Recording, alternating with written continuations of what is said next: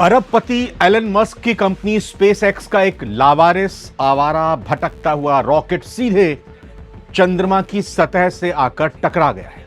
जी हां, चंदा मामा से टक्कर हो गई है रॉकेट की। और ये कोई मामूली टक्कर या एक्सीडेंट नहीं है। 4000 किलोग्राम वजनी और एक स्कूल बस जितने बड़े इस लोहे के टुकड़े ने 8690 किलोमीटर प्रति घंटे यानी बुलेट ट्रेन की भी रफ्तार से 27 गुना ज्यादा तेजी के साथ चांद के सीने पर सीधा वार किया है, सीधी टक्कर की है। इस जोरदार टक्कर के बाद चांद पर क्या हुआ? क्या वहां सच में कोई भयानक तबाही मची है?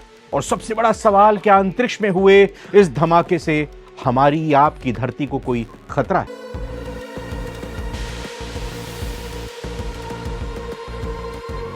तो अगले 3 मिनटों में जल्दी से मैं आपको बताऊंगा इस खगोलीय घटना का पूरा सच क्या है। सबसे पहले यह समझिए कि आखिर यह रॉकेट चांद तक पहुंचा कैसे।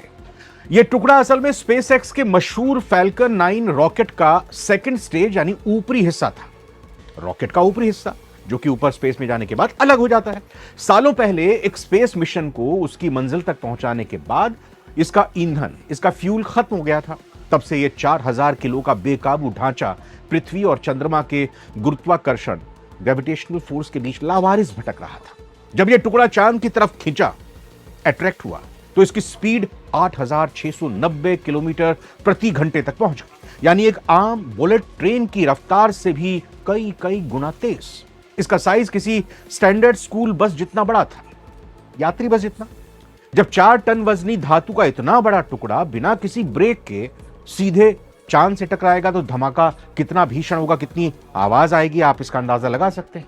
अब सवाल ये उठता है कि जब ये बेकाबू रॉकेट चांद से टकराया तो चांद पर क्या हुआ? क्या नुकसान पहुंचा चांद पर? और धरती को भी क्या कुछ इसका असर, आवाज सुनाई दी?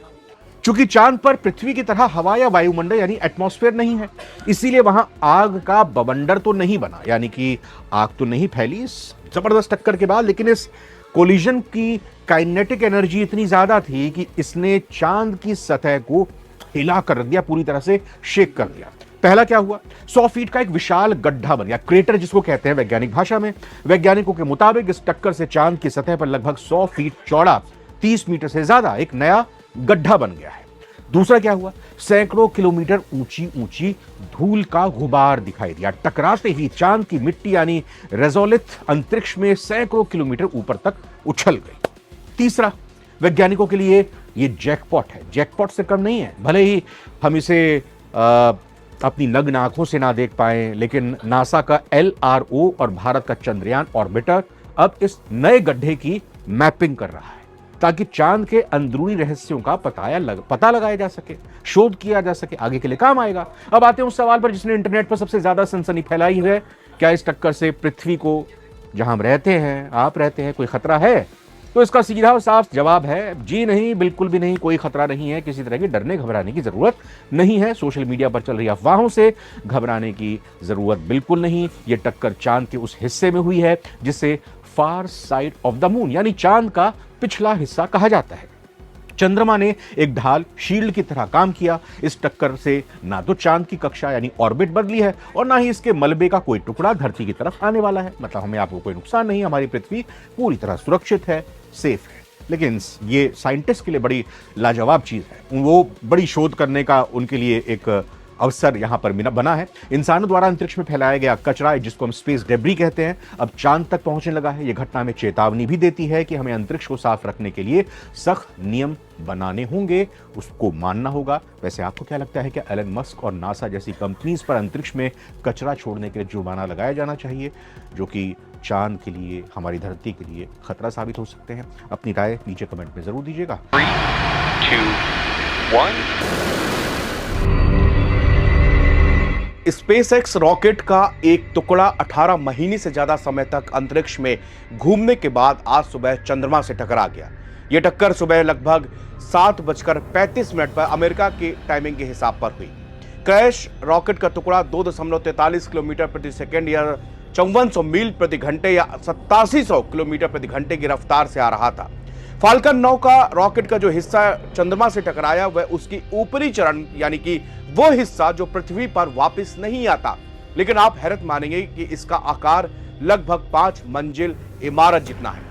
रॉकेट का हिस्सा पृथ्वी पर ना गिरने से बहुत बड़ी राहत है, मगर साइंटिस्ट अभी भी हैरान है क्योंकि चांद को इसके टकराने के बाद चोट लगी है।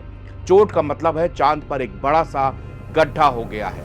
नासा का कहना है कि इस टक्कर से पृथ्वी को कोई खतरा नहीं है, जबकि खगोलविद टक्कर वाली जगह को देखने और टक्कर के बाद बने हुए मलबे का स्टडी करने का इंतजार कर रहे हैं, क्योंकि उनको चिंता है कि इससे भविष्य में आगे कुछ इसका दूसरा असर देखने को ना मिले। स्पेसएक्स का एक रॉकेट चांद से टकराया। इससे चांद की एक बेहद खास जगह पर गड्ढा यानी कि क्रेटर बन गया है। अब वैज्ञानिकों को रिसर्च का एक मौका मिला है। हालांकि इससे चांद के कुछ रहस्य भी बाहर आ सकते हैं। फाल्कन 9 रॉकेट का खाली ऊपरी हिस्सा बुधवार को लगभग 5400 मील प्रति घंटे यानी कि 8700 किलोमीटर घंटे की रफ्तार से चांद पर आइंस्टीन क्रेटर के पास टकराने वाला था। इससे जो छोटी और जबरदस्त चमक पैदा हुई उसे आम खगोलविदों यानी कि अमेच्योर एस्ट्रोनॉट्स के लिए हाई एंड टेलीस्कोप से भी देखना मुश्किल रहा होगा।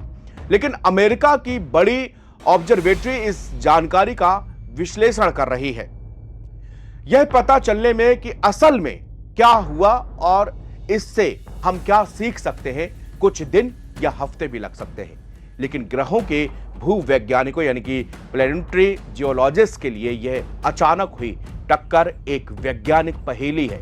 रॉकेट का वह इस्तेमाल हो चुका हिस्सा जो लगभग 5 मंजिला इमारत जितना बड़ा है और जिसका वजन कम से कम 4000 किलोग्राम है, एक लंबे गोल चक्कर वाले रास्ते यानी कि ऑर्बिट पर घूम रहा था, जो चांद की ओर जाता था और फिर वापस आता था। 18 महीनों में पृथ्वी, चांद और सूरज के हल्के गुरुत्वाकर्षण खिंचाव और सूरज की रोशनी के हल्के प्रेशर से इसे थोड़ा और भी पुशबैक मिला। रॉकेट के उस हिस्से पर नजर रखने वाले खगोलविदों ने आखिरकार पता लगाया है कि उस छोटे छोटे पुशबैक ने उसे चांद की ओर जाने वाले रास्ते पर कैसे ढकेल दिया और उसकी रफ्तार हर दिन बढ़ रही थी। बुधवार को लगभग 7:35 पे बीएसटी और 6:35 जीएमटी पर हुई यह टक्कर दुनिया के कई हिस्सों में दिन के उजाले में हुई, लेकिन इससे पैदा हुई हल्की सी चमक इतनी कमजोर थी कि टेलीस्कोप से भी उसको देखना मुश्किल था। अंधेरे में देख रहे आम खगोलविदों के लिए भी उस चमक को देखने का कोई खास मौका नहीं था, क्योंकि वो चमक 1 सेकंड के बहुत छोटे हिस्से के लिए रही और चांद के उस हिस्से पर हुई जहां दिन का उजाला था, और इसलिए उनके लिए धूल का वो गुबार देखना भी मुश्किल रहा होगा जो 100 किलोमीटर यानी कि 62 मील तक फैला और कई मिनटों तक चंद्रमा के अंदर वो बना रहा। यहां तक कि चांद के चक्कर लगा रहे स्पेसक्राफ्ट भी इस टक्कर को लाइव देखने के लिए सही समय पर और सही जगह पर मौजूद नहीं थे। दक्षिण कोरिया के डानूरी ऑर्बिटर के पास सबसे अच्छा मौका था, क्योंकि वो टक्कर वाली जगह के पास से कुछ ही समय पहले गुजरा था। उसकी टीम ने कोरियाई मीडिया को बताया कि कोई भी फुटेज तभी जारी की जाएगी जब रिसर्चर अपना पूरा विश्लेषण खत्म कर लेंगे। अगले कुछ दिनों में नासा का लूनर और रिकॉनेस ऑर्बिटर उस जगह की तस्वीरें लेने की स्थिति पे होगा, जिसमें क्रैश से पहले और बाद की तस्वीरों की तुलना की जा सकेगी। वैज्ञानिक जानकारी और शायद पहली तस्वीरें अमेरिका के शक्तिशाली टेलीस्कोप से मिल सकती है, जहां उस वक्त आसमान पर अंधेरा था। 3,85,000 किलोमीटर दूर चंद्रमा की सतह के उस हिस्से पर 14 मीटर की चीज के टकराने का पता लगाना आसान नहीं होगा, लेकिन यह नामुमकिन भी नहीं है। तस्वीर को साफ करने के लिए इमेज प्रोसेसिंग में घंटों, दिनों या फिर हफ्तों का वक्त लग सकता है, क्योंकि वैज्ञानिक डेटा की जांच और फिर उसकी प्रोसेसिंग करते हैं, उसके बाद ही आम जनता या किसी के लिए वो सामने आता है। टक्कर से कितनी चट्टान और धूल उड़ती है, यह समझने के लिए इंजीनियरों को एक सुरक्षित लैंडर और भविष्य के मून बेस डिजाइन करने में मदद मिलेगी। इससे यह पता चल सकेगा कि उड़ने वाला मलबा कितनी दूर तक जा सकता है और आसपास जमीन कितनी जोर से हिल सकती है। सतह के नीचे से ऊपर आने वाला मटेरियल चंद्रमा की जियोलॉजी के बारे में नई जानकारी देता है। इससे वैज्ञानिकों को उस जानकारी में और जोड़ने में मदद मिलती है जो उन्हें पहले से पता है कि पृथ्वी चंद्रमा सिस्टम ये पूरा लगभग 4.5 अरब साल पहले कैसे बना था।